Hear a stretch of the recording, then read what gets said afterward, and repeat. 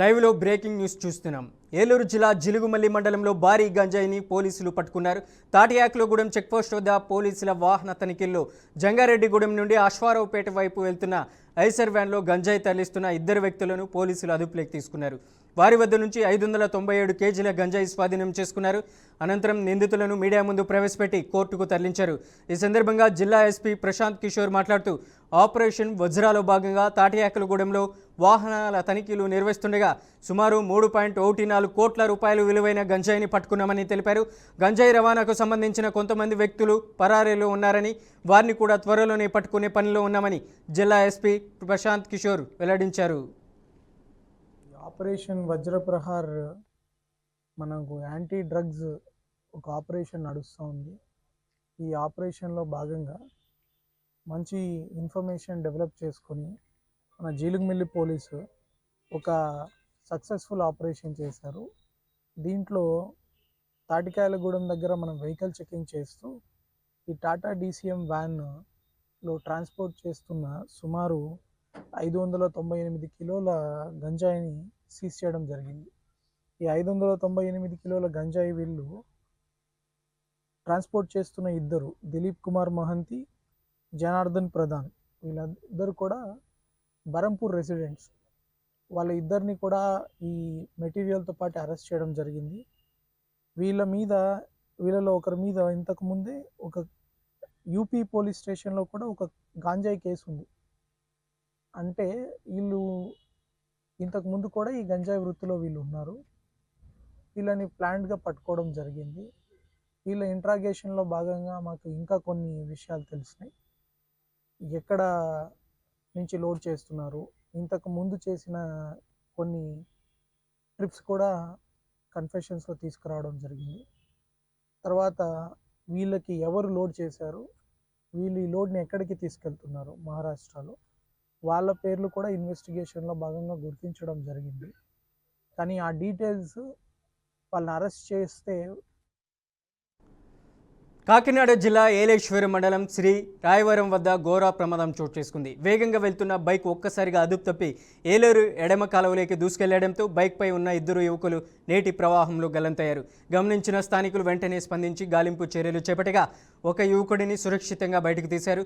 అయితే అతని పరిస్థితి అత్యంత విషమంగా ఉండటంతో తక్షణమే చికిత్స నిమిత్తం సమీప ఆసుపత్రికి తరలించారు. మరో యువకుడి ఆచూకీ కోసం గజ ఈతగాళ్ల సహాయంతో అధికారులు ముమ్మరంగా గాలిస్తున్నారు. ప్రమాద సమాచారం అందుకున్న పోలీసులు ఘటనా స్థలానికి చేరుకొని వివరాలు సేకరిస్తున్నారు. ఈ ఘటనతో సి రాయవరం గ్రామంలో విషాద ఛాయలు అలుముకున్నాయి.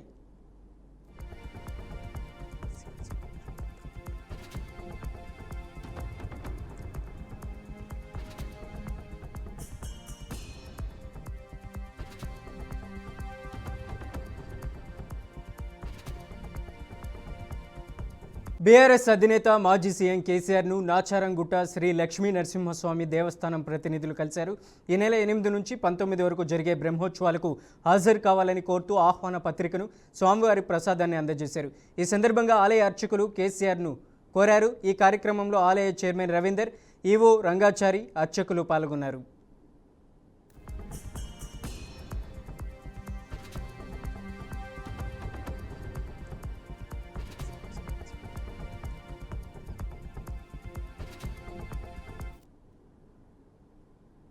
హైదరాబాద్లోని గ్లెనిక్ గిల్స్ హాస్పిటల్స్ వైద్యులు దక్షిణ భారతదేశంలో తొలిసారిగా transcatheter tricuspid valve edge 2 edge repair విధానాన్ని విజయవంతంగా నిర్వహించారు.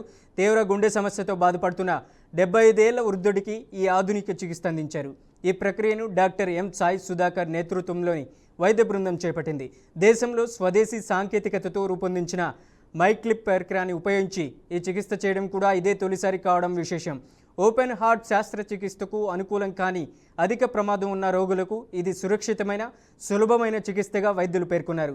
స్వదేశీ సాంకేతికతతో రూపొందించిన మైక్లిప్ పరికరం వల్ల చికిత్స ఖర్చు గణనీయంగా తగ్గే అవకాశం ఉందని డాక్టర్ ఎం సాయి సుధాకర్ తెలిపారు.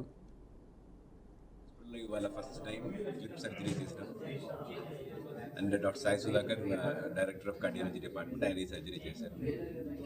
ఇది ఇంతకుముందు ఇంటర్నేషనల్ క్లిప్ ఉండేది, అది చాలా కాస్ట్. ఇప్పుడు 50% కన్నా తక్కువ కాస్ట్లో మన దగ్గర చేస్తున్నాం. అండ్ ఇది ఇది చేయాలంటే ఎక్స్పర్టైజ్ చాలా ఎక్కువ ఉండాలి, డాక్టర్ నిపుణత ఉండాలి. అండ్ అందరు డాక్టర్లు ఈ సర్జరీ చేయలేరు. ఇక్కడ ఉన్న మా దగ్గర ఉన్న డాక్టర్, భారతదేశంలో హైదరాబాద్ చాలా మంది డాక్టర్లు ఉండొచ్చు, బట్ అది చేయాలని కొందరే చేయగలరు. అట్లాంటి టెక్నిక్ అండ్ స్పెషాలిటీ మన హాస్పిటల్లో ఉంది. ఇది కాకుండా మన హాస్పిటల్ నెట్వర్క్లో అన్ని ట్రాన్స్ప్లాంట్ చేస్తాం. First heart transplant in India is done in this hospital. ఇండియాలోనే ఫస్ట్ హార్ట్ ట్రాన్స్ప్లాంట్ చేసాం. బట్ మీడియాలో వేరే విధంగా వచ్చింది ఇంతకుముందు, దాన్ని మళ్ళీ మార్చేశారు. ఎన్నో ఫస్ట్ టైం ఇన్ ఇండియా ఇదే హాస్పిటల్లో జరిగింది. మన రీసెంట్గా 1500 లివర్ ట్రాన్స్ప్లాంట్ కూడా తీసి ఒక మైల్ రాయి దాటాము ఇక్కడ. ఇంకా ముందు ఎన్నో చేయాలని ఆలోచనలో ఉన్నాం. ప్రస్తుతానికి మనకి హైదరాబాద్లో 2 హాస్పిటల్ ఉన్నాయి. ఇంకో కొత్త హాస్పిటల్ తీసుకొచ్చే ఆలోచనలో కూడా ఉన్నాం. మా హాస్పిటల్ తరచుగా మీరు వింటూ ఉంటారు. అండ్ ఇప్పుడు వినేది ఎప్పుడు ఏంటంటే మైటల్ వాల్వ్, అయోటిక్ వాల్వ్ డిసీజ్ అనే వింటూ ఉంటాం. ఈ ట్రైకస్పిడ్ వాల్వ్ డిసీజ్ ఇన్నాళ్ళు మన సైన్స్ ఎప్పుడు అడ్రస్ చేయలేకపోయింది. కారణం ఏంటంటే ఆ వాల్వ్ ఒక అనాటమీ అనేది చాలా కాంప్లెక్స్ అనాటమీ. దాని కాంప్లెక్స్ అనాటమీ కాకుండా right side valve, right side heart కూడా చాలా డెలికేట్ అండ్ చాలా ఎలక్ట్రికల్ నెట్వర్కింగ్ కూడా ఉంటుంది. సో సర్జరీ చాలా complex surgery, procedure high risk. దీనివల్ల ఎప్పుడు రైట్ సైడెడ్ వాల్వ్ ట్యాకిల్ చేయడం అనేది సైన్స్ కి చాలా ఒక ఛాలెంజింగ్ గా ఉంటుంది. సో ఇక ఆధునికంగా ఒక ట్రైకస్పిడ్ క్లిప్ అని చెప్పేసి ఒక టెక్నాలజీ అనేది కనుక్కోవడం జరిగింది. ఇంటర్నేషనల్ కంపెనీస్ అవన్నీ చేయడం మొదలు పెట్టాయి. ప్రొసీజర్ చాలా కాస్ట్ ఉండడం వల్ల చాలా మందికి ఈ ట్రీట్మెంట్ బెనిఫిట్ పొందలేకపోయారు.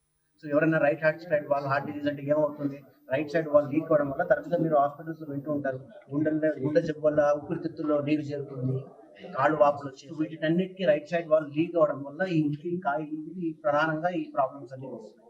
ఈ క్లిప్ వల్ల మనం ఏం చేస్తామంటే ఆ వాల్వ్ లీక్ ఏదైతే అవుతుందో దాన్ని క్లిప్ చేయడం వల్ల లీక్ అనేది ఆగిపోతుంది. లీక్ ఆగినప్పుడు మన సొల్యూషన్ మనకు వచ్చేసింది. సో మొదటిసారిగా మన భారతదేశంలో తయారైన కంపెనీ క్లిప్ తో ఈ పేషెంట్ ని ఫస్ట్ టైం సౌత్ ఇండియాలో మనం క్లిప్ చేయడం జరిగింది. ఒక పేషెంట్ ఏజ్ 75 years, 4-5 years గా సఫర్ అవుతున్నారు. లేచి టాయిలెట్, బాత్రూమ్ ఎక్కడికి వెళ్ళలేరు, ఆయాసంతో ఉన్నారు. క్లిప్ చేయడం 3 వారాలు అయింది. లీక్ అనేది తగ్గిపోయింది. ఆయన డైలీ ఒక 15-20 మెడిసిన్స్ వాడేవారు. ఆ మెడిసిన్స్ కాస్త 3 మెడిసిన్స్ కి తగ్గిపోయినాయి. ఆయాసం తగ్గిపోయింది. ఆయన డైలీ యాక్టివిటీ చేసుకోగలుగుతున్నారు. క్వాలిటీ ఆఫ్ లైఫ్ అనేది చాలా ఇంప్రూవ్ అయిపోయింది. క్వాంటిటీ ఆఫ్ లైఫ్ ఇంప్రూవ్ అయింది. 2 ఇంప్రూవ్ అయినాయి. సో ఇది 3 ఇంపార్టెంట్ థింగ్స్ మనం స్ట్రెస్ చేయాల్సింది ఇక్కడ ఏంటంటే, ఫస్ట్ సౌత్ ఇండియాలో మొదటిసారిగా చేయడంలో హైదరాబాద్ అనేది మన టెక్నాలజీ వైజ్ కానీ ఎప్పుడైనా కానీ we are doing very good work. Second, indigenous గా మన భారతదేశంలో తయారైన క్లిప్ ద్వారా దీన్ని క్లిప్ చేయడం జరిగింది. కాస్ట్ ఆఫ్ ది క్లిప్ కూడా ఈ ఇంటర్నేషనల్ అవైలబుల్ క్లిప్స్ కి ఆల్మోస్ట్ 50-60% తక్కువ ప్రైస్ లో. శేర్లింగంపల్లి మున్సిపల్ కార్యాలయంలో అవినీతి తిమింగలాల వేట మొదలైంది. గత కొంతకాలంగా అందుతున్న అవినీతి ఆరోపణలు, అక్రమ నిర్మాణాలకు అనుమతులపై వచ్చిన ఫిర్యాదుల నేపథ్యంలో ఏసీబీ అధికారులు ఈరోజు ఆకస్మిక తనిఖీలు చేపట్టారు. ఏసీబీ డీఎస్పీ ఆనంద్ కుమార్ నేతృత్వంలో సుమారు 10 మంది సభ్యుల బృందం మున్సిపల్ కార్యాలయంలోని టౌన్ ప్లానింగ్, ఇంజనీరింగ్ విభాగాల్లో రికార్డులను జల్లెడ పడుతుంది. అక్రమ కట్టడాలకు వెనుకుండి సహకరిస్తున్న అధికారులు, సిబ్బందిని లక్ష్యంగా చేసుకొని ఈ సోదాలు నిర్వహిస్తున్నట్లు సమాచారం. సోదాల నేపథ్యంలో కార్యాలయ పరిసరాల్లో ఉత్కంఠ నెలకొనగా పలు కీలక పత్రాలను అధికారులు స్వాధీనం చేసుకున్నట్లు తెలుస్తుంది.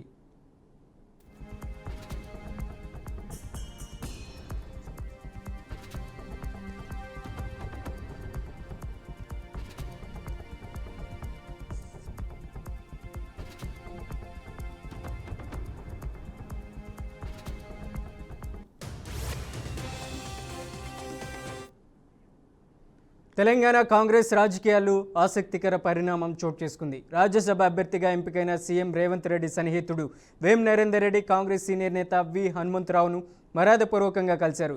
ఏకాంతంగా 2 గంటల పాటు వేం నరేందర్ రెడ్డి చర్చించుకున్నారు. అనంతరం విహెచ్ మాట్లాడుతూ తాను కాంగ్రెస్ పార్టీ అధికారంలో లేకున్నా 10 ఏళ్ల పాటు బీఆర్ఎస్తో పోరాటం చేశానన్నారు. పార్టీ హైకమాండ్ ఏ నిర్ణయం తీసుకున్నా అందుకు కట్టుబడి పనిచేస్తానని విహెచ్ తెలిపారు.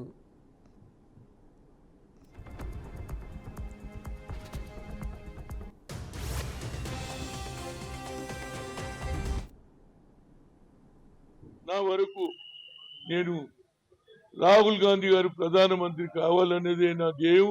అదే ఆలోచన రేవంత్ రెడ్డిది. కాబట్టి ఇవాళ వేమ నరేందర్ రెడ్డి గారు వచ్చి నా ఏదంటే అన్న సహకారం కాదు, తప్పనిసరిగా మద్దతు. పదవులు ఇప్పుడు ఏం కాదు, నేను గత 10 ఏళ్ల నుంచి ఏ పదవి లేకున్నా బీఆర్ఎస్ గవర్నమెంట్ మీద అన్ని యుద్ధాలు చేశా. ఇప్పటి వరకు 16 కేసులు నడుస్తున్నది. ఇక ముందు కూడా యుద్ధం చేస్తా. ఇక మిగతాది తప్పనిసరిగా రేపు 9th నుంచి జరుగుతున్నటువంటి పార్లమెంట్ సమావేశంలో రాహుల్ గాంధీ తోటి ప్రైవేట్ బిల్లు పెట్టిస్తాము. తప్పనిసరిగా ఎవరు మద్దతు ఇస్తారో తేలిపోతుందని చెప్ప నా సహకారం తప్పనిసరిగా ఉంటుంది. గతంలో ఏం జరిగింది అనేది కాదు, 10 ఏళ్ల నుంచి నేనే కొట్లాడుతున్నా కనుక అదేది అంబేద్కర్ స్టాచ్యూ పలగొడితే కూడా ఎవరు మాట్లాడలే, నేనే మాట్లాడినా 10 ఏళ్ళు కొట్లాడి ఆఖరికి సాధించిన కానీ ఇప్పటి మీద నా మీద కేసులు నడుస్తున్నాయి. కనుక ఏదైనా వేమ నరేందర్ రెడ్డి అదేవిధంగా పటేల్ రమేష్ రెడ్డి తప్పనిసరిగా నా సహకారం ఈ ప్రభుత్వానికి ఉంటుంది, రేవంత్ రెడ్డికి ఉంటుంది, హైకమాండ్కి ఉంటుంది అని చెప్పడం జరిగింది.